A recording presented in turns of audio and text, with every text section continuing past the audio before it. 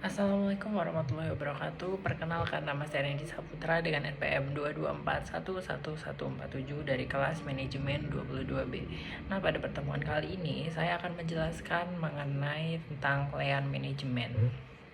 Nah, apa itu layan manajemen? Layan manajemen adalah suatu pendekatan manajemen yang berfokus pada eliminasi atau pemborosan. Nah, eliminasi atau pemborosan ini biasanya disebut dengan waste. Nah, dalam proses bisnis, untuk meningkatkan nilai bagi pelanggan, filosofi Lean mengutamakan efisiensi, pengurangan biaya, peningkatan kualitas, dan respon yang lebih cepat terhadap permintaan pasar. Nah, tentu saja pendekatan ini pertama kali dikembangkan oleh Toyota pada tahun 1930-an dan sejak saat itu telah diadopsi oleh berbagai industri di seluruh dunia. Nah, di sini ada beberapa prinsip utama dalam layan manajemen. Nah, yang pertama ada pemborosan atau biasa disebut dengan waste. Nah, layan manajemen ini nantinya akan menyoroti pemborosan sebagai sumber penyanyian sumber daya yang tidak perlu.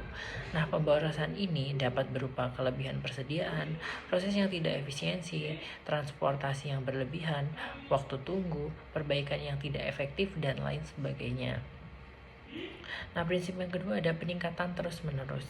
Nah, layan ini nantinya akan mendorong perbaikan terus-menerus atau biasa disebut dengan continuous improve dalam proses dan produk.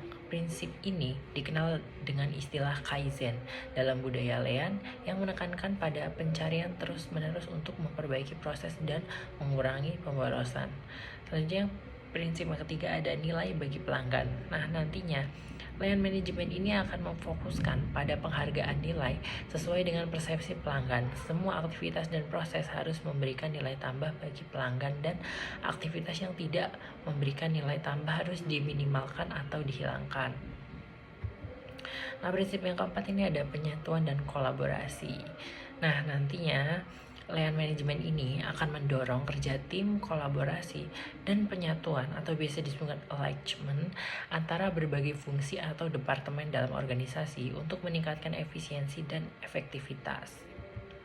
Nah, prinsip yang kelima ini ada JIT atau biasa disebut dengan just in time.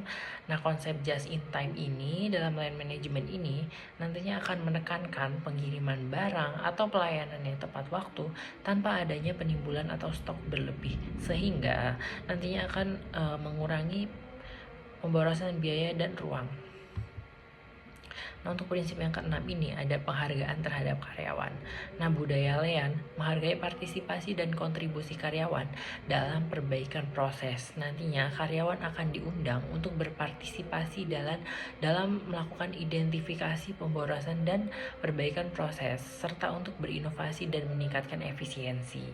Nah, layan manajemen ini telah terbukti berhasil diterapkan di berbagai industri termasuk manufaktur, layanan perawatan kesehatan, dan lain sebagainya. Nah, tujuannya ini bukan hanya untuk meningkatkan profitabilitas, tapi juga untuk meningkatkan kepuasan pelanggan, produktivitas karyawan, dan daya saing perusahaan secara keseluruhan. Nah, sekian penjelasan dari saya mengenai materi dengan layan manajemen. Saya ucapkan terima kasih.